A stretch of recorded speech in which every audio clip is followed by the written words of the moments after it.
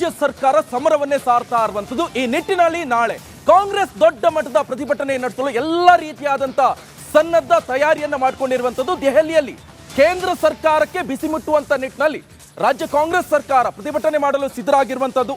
ಪ್ರತಿಭಟನೆಗೆ ನಾಳೆ ಎಲ್ಲ ಶಾಸಕರು ಭಾಗಿಯಾಗಲು ತಂತ್ರಗಾರಿಕೆಯನ್ನ ಹೆಣಿತಾ ಇದೆ. ದೆಹಲಿಗೆ ಶಾಸಕರನ್ನ ಕರೆದುಕೊಂಡು ಬರಲು ಕೂಡ ಸಚಿವರಿಗೆ ಹೊಣೆಯನ್ನ ಕೊಟ್ಟಿದ್ದಾರೆ.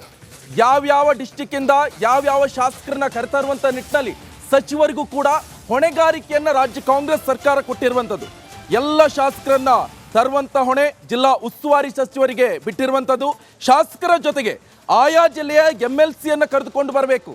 ಖಾಲಿ ಶಾಸಕರು ಮಾತ್ರ ಅಲ್ಲ, MLC ಅನ್ನು ಕೂಡ ಕರ್ಕೊಂಡು ದೆಹಲಿಗೆ ಬರಬೇಕಾಗತ್ತೆ. ಈ ನಿಟ್ಟಿನಲ್ಲಿ ರಣತಂತ್ರವನ್ನ ಹೆಣಿತಾ ಇರುವಂತದ್ದು ಕಾಂಗ್ರೆಸ್ ಸರ್ಕಾರ.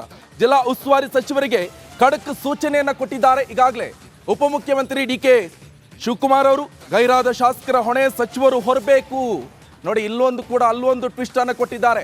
ಯಾವ್ಯಾವ ಶಾಸಕರು ಇನ್ ಕೇಸ್ ಏನಾದರೂ ಬರಲಿಲ್ಲ ಪ್ರತಿಭಟನೆಗೆ ಅಂತ ಹೇಳಿದ್ರೆ ನೇರವಾಗಿ ಆ ಜಿಲ್ಲಾ ಉಸ್ತುವಾರಿ ಸಚಿವರು ಇರ್ತಾರಲ್ಲ ಅವರೇ ಅದ್ರ ಹೊಣೆಯನ್ನು ಹೊರಬೇಕು. ಈ ನಿಟ್ಟಿನಲ್ಲಿ ಖಡಕ್ ಸೂಚನೆಯನ್ನ DK ಶಿವಕುಮಾರ್ ಅವರು ಕೊಟ್ಟಿದ್ದಾರೆ. ಆ ಮೂಲಕ ಪ್ರತಿಭಟನೆ ಯಶಸ್ವಿ ಮಾಡಲು DK ಶಿವಕುಮಾರ್ ಅವರು ಮೆಗಾ ಪ್ಲಾನ್ ಅನ್ನು ಹೆಣೆದಿದ್ದಾರೆ.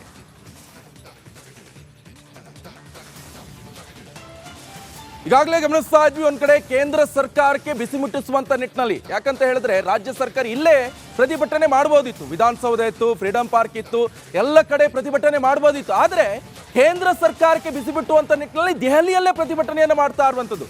ನೇರವಾಗಿ ಸೆಂಟ್ರಲ್ ಗವರ್ಮೆಂಟ್ಗೆ ಬಿಸಿ ಮುಟ್ಟುತ್ತಿದ್ದು ಕಾಂಗ್ರೆಸ್ ಸರ್ಕಾರ ಪ್ರತಿಭಟನೆ ಮಾಡ್ತಾ ಇದೆ. ಬೇರೆ ಬೇರೆ ರಾಜ್ಯದವರು ಕೂಡ ಒಂದು ಕೇಂದ್ರ ಬಿಂದು ಆಗುತ್ತೆ. ಬೇರೆ ಬೇರೆ ರಾಜ್ಯದವರು ಕೂಡ ನೋಡ್ತಾರೆ. ಸೊ ದೆಹಲಿಯಲ್ಲಿ ಪ್ರತಿಭಟನೆ ಯಾಕೆ ಮಾಡ್ತಾ ಇದ್ದಾರೆ? ನಮಗ್ ಸಿಗ್ತಾ ಇರುವಂತ ಅನುದಾನ ಸಿಗ್ತಾ ಇಲ್ಲ, ಬೇರೆ ರಾಜ್ಯರು ಕೂಡ ಅದನ್ನ ಧ್ವನಿಯನ್ನ ಎತ್ತಬಹುದು. ಈ ನಿಟ್ಟಿನಲ್ಲಿ ಈ ಬಗ್ಗೆ ಹೆಚ್ಚಿನ ಡೀಟೇಲ್ಸ್ ಅನ್ನ ಪಡೆಯೋಣ. ನವದೆಹಲಿಯಿಂದ ನನ್ನ ಕಲೀಗ್ ವಿಜಯ್ ನೇರ ಸಂಪರ್ಕದಲ್ಲಿ ಜಾಯ್ನ್ ಆಗಿದ್ದಾರೆ. ವಿಜಯ್, ಯಾವ ರೀತಿಯಾಗಿ ಸಿದ್ಧತೆಗಳನ್ನ ಮಾಡ್ಕೊಂಡಿದ್ದಾರೆ? ಹಾಗೆ ನವದೆಹಲಿಯಿಂದ ನನ್ನ ಇನ್ನೊಬ್ಬ ಸಹೋದ್ಯೋಗಿ ನಾಗೇಂದ್ರ ಬಾಬು ಕೂಡ ಜಾಯ್ನ್ ಆಗಿದ್ದಾರೆ. ವೆಲ್ಕಮ್ ನಾಗೇಂದ್ರ ಬಾಬು. ನಾನು ಫಸ್ಟ್ ವಿಜಯ್ ಅವರಿಗೆ ಹೋಗ್ತೀನಿ. ವಿಜಯ್, ಯಾವ ರೀತಿಯಾಗಿ ಸನ್ನದ್ಧರಾಗಿದ್ದಾರೆ ದೆಹಲಿಯಲ್ಲಿ? ಈಗ ಖಡಕ್ ಸೂಚನೆ ಕೂಡ ಕೊಟ್ಟಿರುವಂತದ್ದು, ಜಿಲ್ಲಾ ಉಸ್ತುವಾರಿ ಸಚಿವರು ಶಾಸಕರನ್ನ ಕರ್ತಾ ಇರಬೇಕು, MLCಗಳನ್ನು ಕೂಡ ಕರ್ತಾ ಇರಬೇಕು. ಯಾವ ರೀತಿ ಸ್ಟ್ರಾಟಜಿಯನ್ನ ಯೂಸ್ ಮಾಡಿಕೊಂಡು ಕೇಂದ್ರ ಸರ್ಕಾರದ ವಿರುದ್ಧ ಸಮರ ಸಾರ್ತಿದ್ದಾರೆ?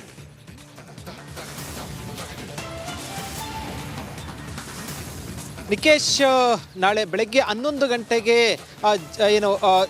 ದೆಹಲಿಯಲ್ಲಿ ಪ್ರತಿಭಟನೆ ಹಮ್ಮಿಕೊಂಡಿರುವಂಥದ್ದು. ಕಾಂಗ್ರೆಸ್ ಧರಣಿಯನ್ನ ಹಮ್ಮಿಕೊಂಡಿರುವಂಥದ್ದು ಕೇಂದ್ರ ಸರ್ಕಾರದ ಅನುದಾನ ತಾರತಮ್ಯ ವಿರೋಧಿಸಿ.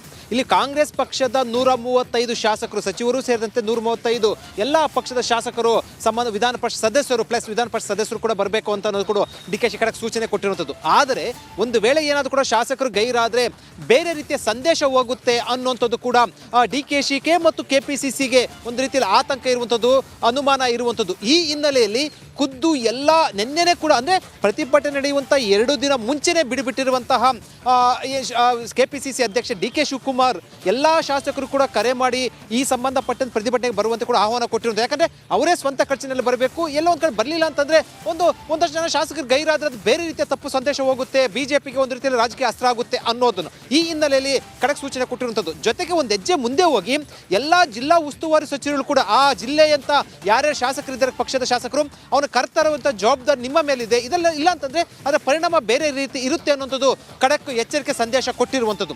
ಅದರ ಜೊತೆಗೆ ಮುಖ್ಯಮಂತ್ರಿ ಸಿದ್ದರಾಮಯ್ಯ ಅವರಿಂದು ರಾತ್ರಿ ಬರಲಿದ್ದಾರೆ. ಬೆಳಗ್ಗೆ 11 ಗಂಟೆಯಿಂದ ಸುಮಾರು 1-1.5 ಗಂಟೆಗಳ ಪ್ರತಿಭಟನೆ ಇರುವಂಥದ್ದು. ಅದು ಒಂದು ಭಾಗ.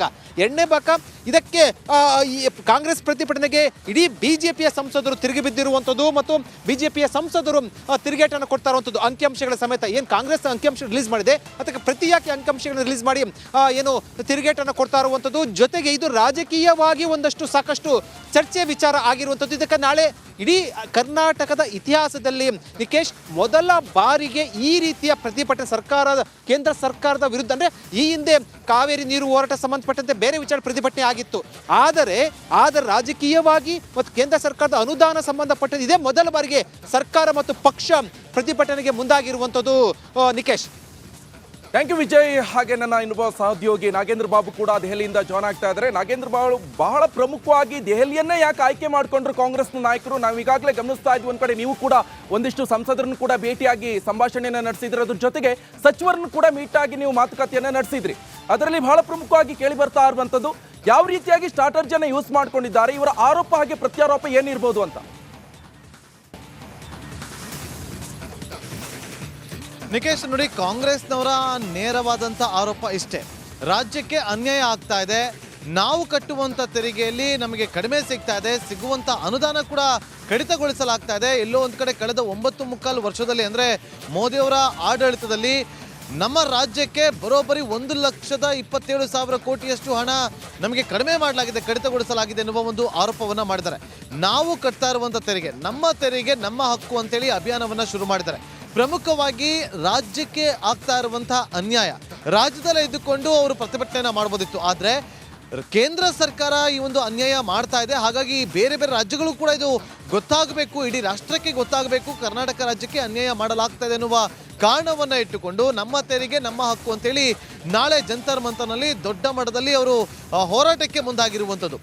ಇದು ಕಾಂಗ್ರೆಸ್ನವರ ವರ್ಷನ್. ಆದರೆ ಬಿಜೆಪಿಯ ಸಂಸದರನ್ನು ನಾವು ಪ್ರಶ್ನೆ ಮಾಡಿದಾಗ ಬಿಜೆಪಿಯ ಸಂಸದರು ಹೇಳ್ತಾ ಇರುವಂಥದ್ದು, ಕುಣಿಲಾರದವರು ನೆಲ ಡೊಂಕು ಅನ್ನುವ ರೀತಿಯಲ್ಲಿ ಕಾಂಗ್ರೆಸ್ನವರು ಮಾಡ್ತಿದ್ದಾರೆ, ಚುನಾವಣೆ ಪರ್ಪಸ್ಗೋಸ್ಕರ ಇವರು ಈ ರೀತಿಯಾಗಿ ಹೋರಾಟಕ್ಕೆ ಮುಂದಾಗ್ತಾ ಇರುವಂಥದ್ದು.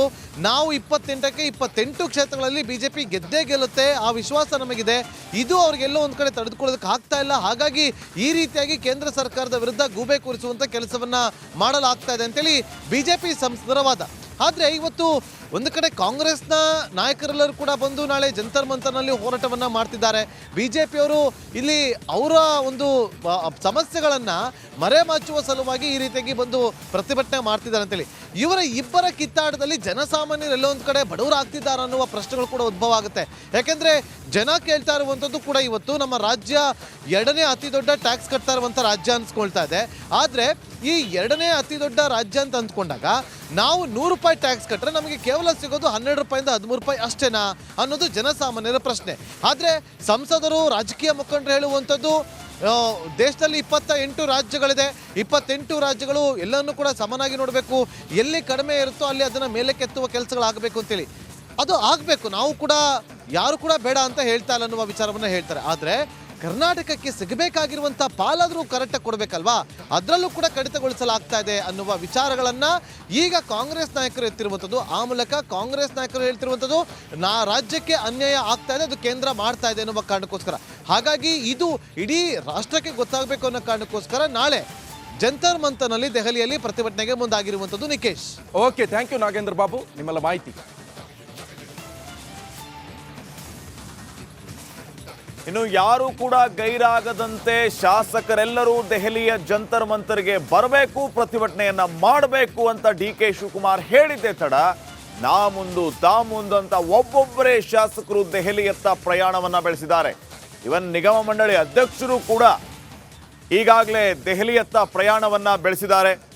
ದದ್ದಲ್ ಆಗಿರಬಹುದು, ಹಂಪಯ್ಯ ಆಗಿರಬಹುದು, ಹೀಗೆ 10 ಹಲವು ಶಾಸಕರು ವಿದೌಟ್ ಫೇಲ್ ಈಗ ದೆಹಲಿಯತ್ತ ಪ್ರಯಾಣವನ್ನ ಬೆಳೆಸಿದ್ದಾರೆ. ಖಡಕ್ ಸೂಚನೆಯನ್ನ ಕೊಡಲಾಗಿದೆ, ನಿಮ್ಮ ಖರ್ಚಿನಲ್ಲಿಯೇ ದೆಹಲಿಗೆ ಬರಬೇಕು, ಕೇಂದ್ರ ಸರ್ಕಾರದ ವಿರುದ್ಧ ಪ್ರತಿಭಟನೆಯನ್ನ ಮಾಡಬೇಕು, ನಮ್ಮ ತೆರಿಗೆ ನಮ್ಮ ಹಕ್ಕು, ನಮ್ಮ ತೆರಿಗೆ ಪಾಲನ್ನ ಕೇಂದ್ರ ನಮಗೆ ಕೊಡಲೇಬೇಕು, ಕೇಂದ್ರ ಸರ್ಕಾರದ ಗಮನ ಸೆಳೆಯೋ ವಿಚಾರವಾಗಿ ನಾವು ಪ್ರತಿಭಟನೆಯನ್ನ ಮಾಡ್ತಾ ಇದ್ದೀವಿ, ನೀವೆಲ್ಲರೂ ಬರಬೇಕು ಅಂತ ಖಡಕ್ ಸೂಚನೆಯನ್ನ ಕೊಟ್ಟ ಹಿನ್ನೆಲೆ ಒಬ್ಬೊಬ್ಬರಾಗಿ ಈಗಾಗಲೇ ಪ್ರಯಾಣವನ್ನ ಬೆಳೆಸ್ತಾ ಇದ್ದಾರೆ ದೆಹಲಿಯತ್ತ.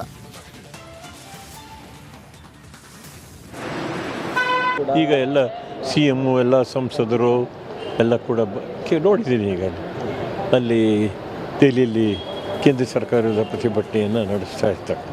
2 ಕಾರಣಗಳು ಏನು, ಒಂದು ನಮಗೆ ಕೇಂದ್ರ ಸರ್ಕಾರದಿಂದ ಬರ್ತಕ್ಕಂಥ ಪಾಲು ಏನಿದೆ ರಾಜ್ಯ ಸರ್ಕಾರಕ್ಕೆ ಅದು ಸರಿಯಾಗಿ ಕೊಡ್ತಾ ಇಲ್ಲ, ಯಾಕೋ ಮಲ್ತಾಯಿ ಧೋರಣೆ ಅನುಸರಿಸ್ತಾ ಇದ್ದಾರೆ ಅಂತ ಒಂದು ಅನ್ಯಾಯ ಆಗಿದೆ ಅಂತ ಅಲ್ಲಿ 2 ಕಾರಣ ಕೊಟ್ಟಿದ್ದಾರೆ. ನಾನೀಗ ಇಲ್ಲಿ ಹೇಳಿದೆ, GST ವಿಷಯದಲ್ಲಿ ಪ್ರಸ್ತಾಪ ಮಾಡ್ತೀನಿ.